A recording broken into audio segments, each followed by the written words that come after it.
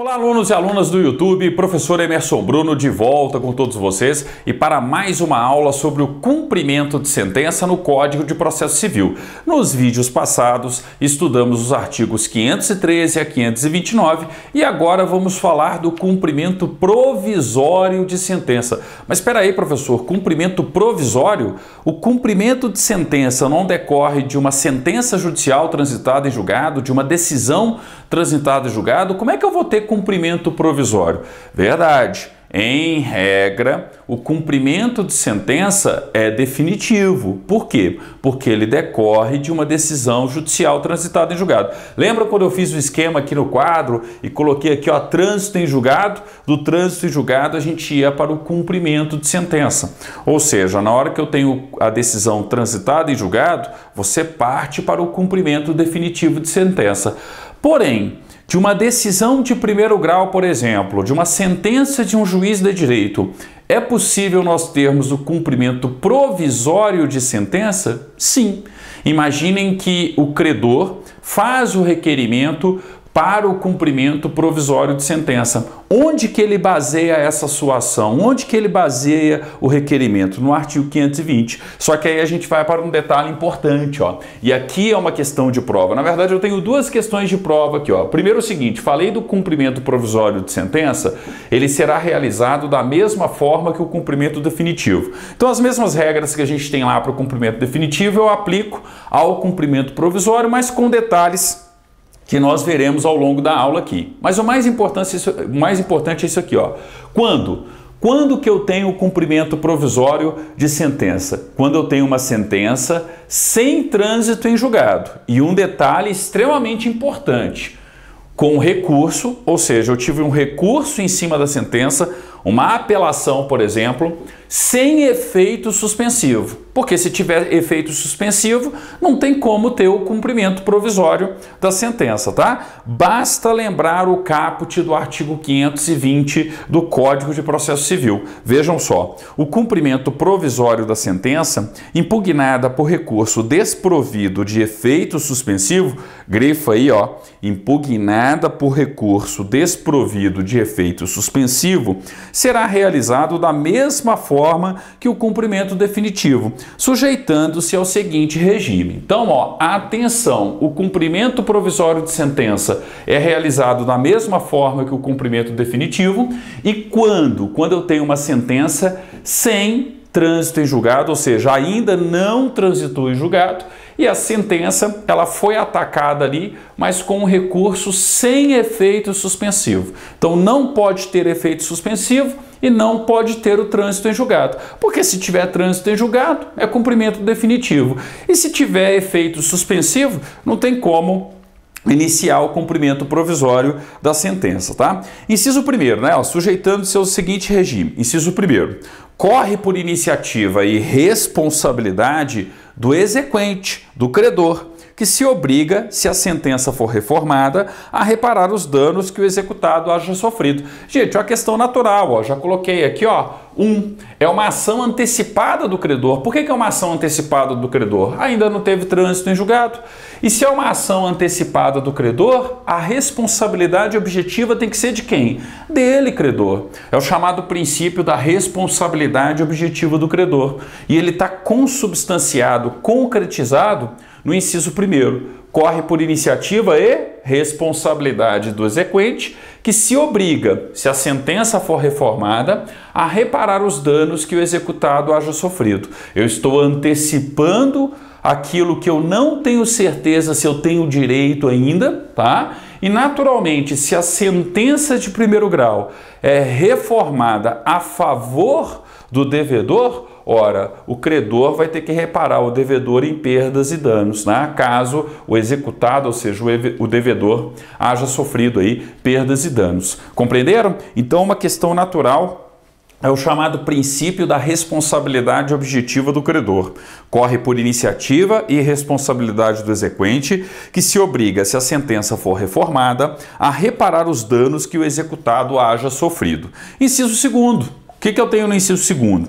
Fica sem efeito, sobrevindo decisão que modifique ou anule a sentença objeto da execução, restituindo-se as partes ao estado anterior e liquidando-se eventuais prejuízos nos mesmos autos. Claro, ó, perdeu o objeto. Tá? Se eu tenho uma decisão que modifique ou anule a sentença objeto do cumprimento provisório de sentença, perdeu o objeto, o cumprimento, né? Ó, fica sem efeito, sobrevindo decisão que modifique ou anule a sentença objeto da execução, restituindo-se as partes ao estado anterior e liquidando-se eventuais prejuízos nos mesmos autos, tá? Então eu faço um acerto ali, caso tenha tido prejuízo nos mesmos autos, seja para o exequente, seja para o executado, enfim, né? Eu tenho o acerto aí de uma maneira geral. Aqui na prática, o cumprimento não tem como prosseguir porque ele perdeu o objeto. A sentença, o objeto da execução, foi modificada ou anulada, tornando impossível o cumprimento de sentença. O inciso terceiro é uma espécie de continuação. Ó. Se a sentença, objeto de cumprimento provisório, for modificada ou anulada apenas em parte, somente nesta ficará sem efeito a execução. Então, não foi a totalidade da sentença, não foi a situação do inciso segundo, mas a situação do inciso terceiro. Eu vou prosseguir o cumprimento de sentença naquilo que é possível. Ó. Se a sentença modificada ou anulada, tá? Apenas em parte, né, se a sentença modificada ou anulada apenas em parte, somente ficará sem efeito a execução, tá? Somente nessa, né? Desculpa, ó, somente nessa ficará sem efeito a execução. Sinceramente, ó, o inciso segundo e o inciso terceiro, eles são lógicos, tá? Se eu tenho a modificação ou anulação completa da sentença objeto do cumprimento provisório, ela perde o objeto. Fica sem efeito o cumprimento de sentença.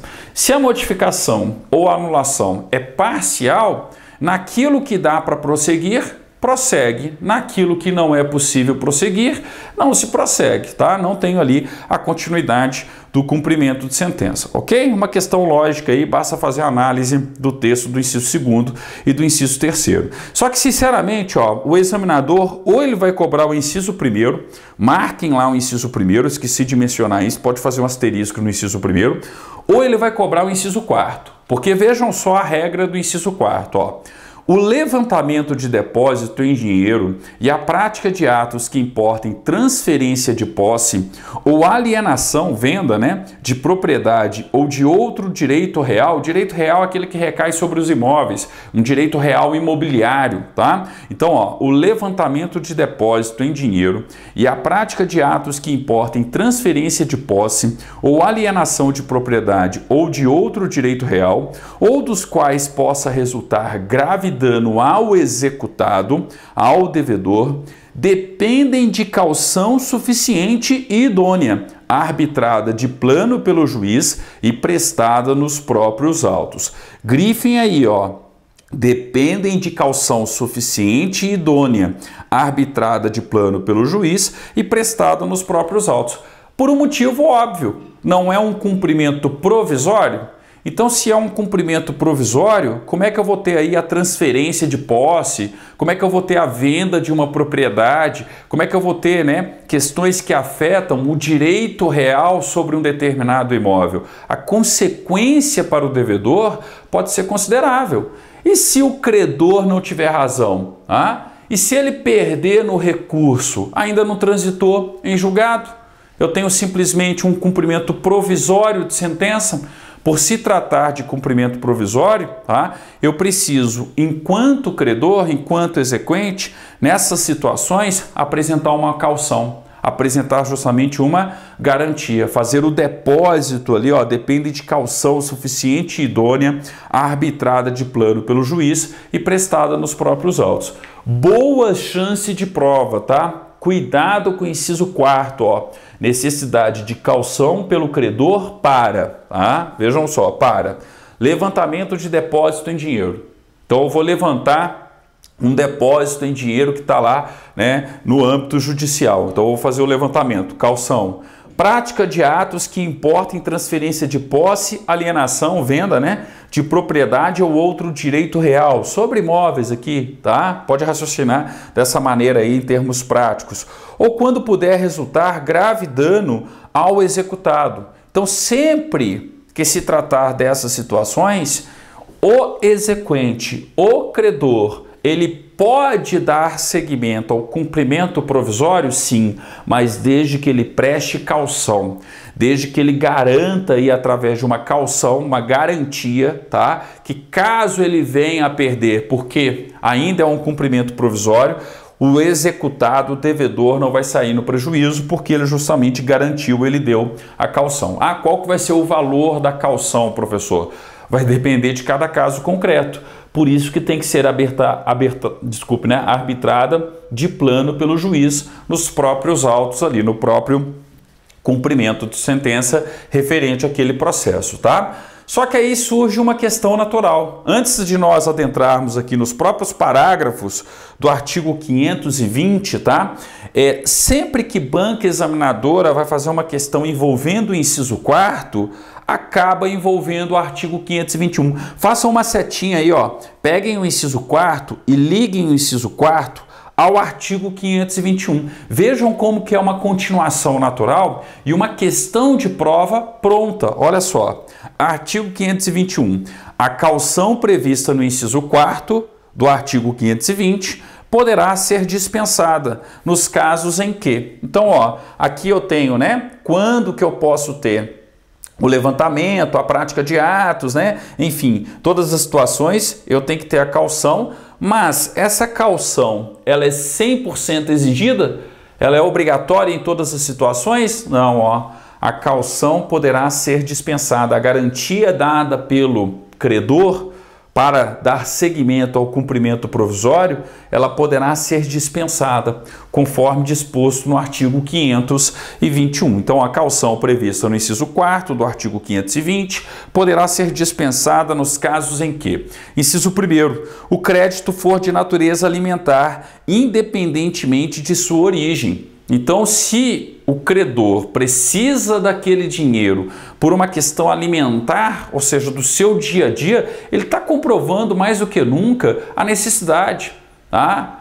O sustento dele e de sua família depende do recebimento do respectivo valor. Então, no crédito de natureza alimentar, está dispensada a caução no cumprimento provisório da sentença, para levantar o dinheiro que está lá depositado, por exemplo, ok? Então, ó, no crédito de natureza alimentar. 2. O credor demonstrar situação de necessidade. Então, eu estou, enquanto credor, precisando muito do dinheiro. Imagina que eu tenho uma empresa e minha empresa ali está em processo de recuperação judicial. Eu tenho ali uma série de problemas onde comprovadamente o dinheiro me faz muita falta e eu estou numa situação de necessidade, seja do ponto de vista ali empresarial, seja do ponto de vista pessoal. Eu consigo comprovar essa situação de necessidade aí, ó. Eu tenho a dispensa, né? A caução poderá ser dispensada no âmbito do cumprimento provisório, com relação a qualquer um desses atos previstos no inciso 4º, ok? Então, ó, as duas primeiras situações são situações naturais. Uma questão de natureza alimentar, independentemente da origem, tá? Independentemente de ser pensão alimentícia, independentemente da origem, é uma questão de natureza alimentar. E o credor demonstrar situação de necessidade. Em resumo, o exequente, o credor, precisa tanto do dinheiro que ele está fazendo o cumprimento provisório de sentença porque ele não tem alternativa. Ele precisa desesperadamente da grana, ele precisa desesperadamente do depósito, enfim, ele precisa do cumprimento provisório de sentença. E no inciso 3º, professor? No inciso 3º tem a seguinte questão: pender o agravo do artigo 1042. Se no seu concurso, se na sua prova não cai recursos, tá? Não precisa se preocupar com isso aqui. Porém, se você presta aí o exame da ordem ou algum concurso público em que existe a matéria recursos do processo civil, cuidado com o inciso 3º. Pender o agravo do 1042. O que é o agravo do 1042? É quando eu tenho ali a decisão de um tribunal de justiça, mas a parte que perdeu no TJ, ou seja, aquela parte que teve o acórdão desfavorável no TJ, interpôs ou recurso especial para o STJ ou recurso extraordinário para o Supremo. E eu não tenho que fazer interposição junto ao próprio tribunal, junto ao próprio TJ, e aí o TJ ou o TRF, em se tratando de um processo que tramita, né, na Justiça Federal, vai fazer o juízo de admissibilidade. E o presidente ou a autoridade responsável no tribunal, quando analisou o seu recurso extraordinário para o Supremo ou o seu recurso especial para o STJ, falou: ó, o seu recurso não vai ser admitido. Ou seja, no juízo de admissibilidade, eu tive a negação da interposição do recurso especial ou do recurso extraordinário. Lembrando mais uma vez, o recurso especial é sempre para o STJ. Vocês já estudaram isso comigo no artigo 105, inciso 3º da Constituição Federal. E o recurso extraordinário é sempre para o Supremo. Então, especial sempre para o STJ, extraordinário sempre para o Supremo. Especial, artigo 105, inciso 3º da Constituição. Extraordinário, artigo 102, inciso 3º da Constituição. Nós já estudamos isso aí, tá? Então, ó, a partir do momento que eu faço a interposição do recurso para o STJ ou para o Supremo, existe um juízo de admissibilidade. E vem o presidente ou a autoridade competente de um TJ ou de um TRF e nega o segmento desse recurso no juízo de admissibilidade. Qual que é o recurso cabível? O agravo. Então, ó, eu tenho o agravo no âmbito do juízo de admissibilidade, tá? Então, ó, a caução poderá ser dispensada quando pender o julgamento do agravo no âmbito do artigo 1042. Então, eu posso ter a dispensa aí, né, da respectiva, do respectivo caução. Sempre lembrando um detalhezinho, né? Ó, poderá.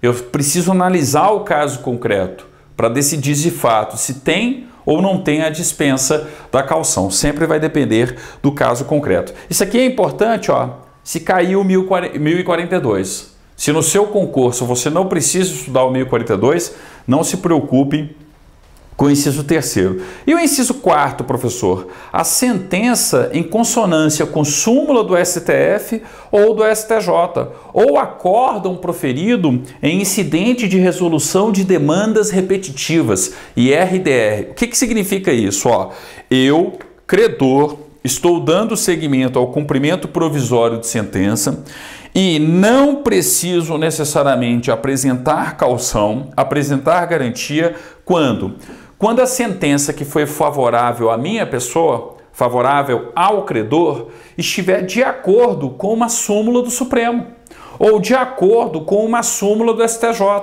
ou de acordo, né, com a interpretação jurisdicional de um tribunal que definiu isso, definiu aquela matéria, já julgou aquela matéria anteriormente, em caso, né, de uma situação de incidência, né, uma incidência de resolução de demandas repetitivas. Em resumo, a jurisprudência dos tribunais está tão a favor do credor que já existe uma súmula do Supremo ou uma súmula do STJ ou um acórdão de um tribunal, qualquer que seja ele, onde se definiu ali a interpretação daquela matéria de forma favorável ao respectivo credor. E se decidiu como? No julgamento de um IRDR, um incidente de resolução de demandas repetitivas, onde o respectivo tribunal demonstrou claramente, tendo em vista diversos processos que tratam da mesma natureza, diversos recursos que tratam do mesmo tema, do mesmo assunto, ele já decidiu que o entendimento correto é aquele e esse entendimento é favorável ao credor, tá? Então, uma questão aqui natural, ó. Provavelmente esse credor vai ganhar, entenderam? Se provavelmente esse credor realmente vai ganhar, ele não precisa prestar caução.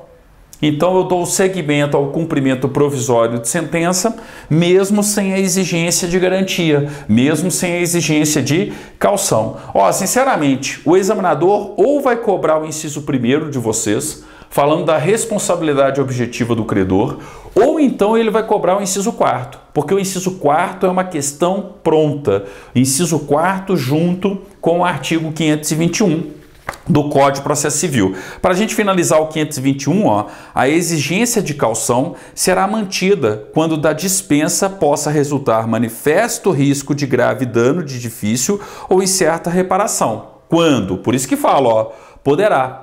Se o dano a ser causado ao executado pode ser muito grande, eu mantenho a exigência de caução, mesmo presente qualquer um desses aqui, entenderam? Então, se ficar comprovado que o dano ao executado, ao devedor, pode ser um dano de difícil ou incerta reparação, porque, ok, em regra, aqui, ó, principalmente no caso do inciso 4º, em regra, o credor vai ganhar, mas não necessariamente. Se eu não tenho a certeza, porque ainda não transitou em julgado, eu tenho que ter um princípio aqui de prudência por parte do Código. E esse princípio de prudência está no parágrafo único. A exigência de caução será mantida, ou seja, o credor vai ter que garantir a caução quando da dispensa possa resultar manifesto risco de grave dano e difícil ou incerta reparação a quem? Ao executado, ao devedor. Tá? Percebam, né? Lembrem-se, melhor dizendo, que nós estamos falando de um cumprimento provisório. Então ainda não é definitivo, ainda não é decorrente de uma sentença judicial transitada em julgado. Então sempre muita atenção com este detalhe, ok? Para a gente finalizar, ó, vamos para os parágrafos do artigo 520, que eu tinha ido no inciso 4º, fomos para o 521, porque é uma sequência lógica aí, né, feita pelo Código e pela sua questão de prova. Agora a gente volta para o parágrafo 1º do artigo 520. O que ele diz? Vejam só, parágrafo 1º. No cumprimento provisório da sentença, o executado poderá apresentar impugnação, se quiser, nos termos do artigo 525. Então eu posso impugnar o cumprimento provisório da sentença também, professor? Posso, tá? A gente vai ver o artigo 525, ó, transcorrido o prazo previsto no artigo 523, sem o pagamento voluntário, inicia-se o prazo de 15 dias para que o executado, independentemente de penhora ou nova intimação, apresente nos próprios autos sua impugnação. Então eu tenho a impugnação tanto no cumprimento definitivo quanto no cumprimento provisório de sentença, ok? Então uma questão natural aí, né? Nem precisava ter na prática o parágrafo 1º, mas no Brasil é sempre bom explicar tudo muito bem explicadinho. Parágrafo 2º. A multa e os honorários a que se refere o parágrafo 1º do artigo 523 são devidos no cumprimento provisório de sentença condenatória ao pagamento de quantia certa. Então eu tenho uma multa, sim, quando é cumprimento provisório, tá?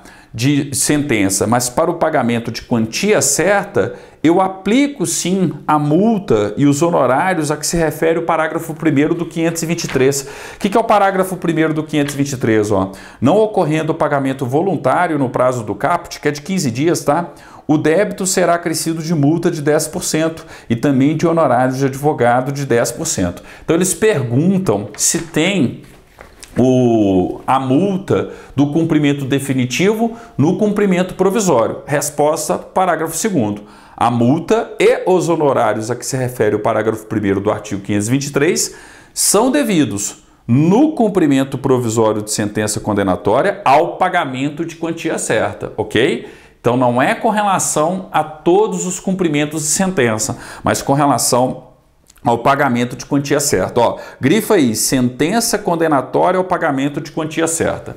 Parágrafo 3º, o que a gente tem no parágrafo 3º? Se o executado comparecer tempestivamente e depositar o valor com a finalidade de isentar-se da multa, o ato não será havido como incompatível com o recurso por ele interposto. Claro, às vezes eu sou executado e quero simplesmente depositar ali em juízo o valor do cumprimento de sentença justamente para não ter a multa prevista no parágrafo 2º, entenderam? Então eu vou lá, faço o depósito só para me ver livre da multa. Isso significa que eu concordo com o credor? Que eu admito que ele tem aquele direito para receber? Claro que não. Eu continuo tendo o direito de recorrer, eu continuo tendo o direito de impugnar. Parágrafo 4º. A restituição ao estado anterior a que se refere o inciso 2º não implica o desfazimento da transferência de posse ou da alienação de propriedade ou de outro direito real eventualmente já realizada, ressalvado sempre o direito à reparação dos prejuízos causados ao executado. Questão natural no inciso 2º. Eu vou fazer um pente fino aqui, ó, levantando ali os eventuais prejuízos. Se for necessário, eu faço o desfazimento de uma transferência. Se não for, não preciso fazer esse desfazimento de algo já realizado, tá? Parágrafo 5º. Ao cumprimento provisório de sentença que reconheça a obrigação de fazer, de não fazer ou de dar coisa, aplica-se no que couber o disposto nesse capítulo. Podem marcar. Questão de prova, questão do exame da Ordem dos Advogados do Brasil. Eu aplico o cumprimento provisório de sentença, tá? Na obrigação de fazer, de não fazer ou de dar coisa? Sim. Quando possível, no que couber, eu aplico o cumprimento provisório de sentença, não apenas no pagamento de quantia certa, mas também na obrigação de fazer, de não fazer ou de dar, entregar determinada coisa, tá? Então, parágrafo 5º, uma questão de prova, ok? Com isso, finalizamos aí o 520, o 521. Próxima aula, um breve vídeo sobre o 522 para terminarmos o cumprimento provisório de sentença. Obrigado, até o nosso próximo encontro, então, dando continuidade às aulas sobre cumprimento de sentença no Código de Processo Civil.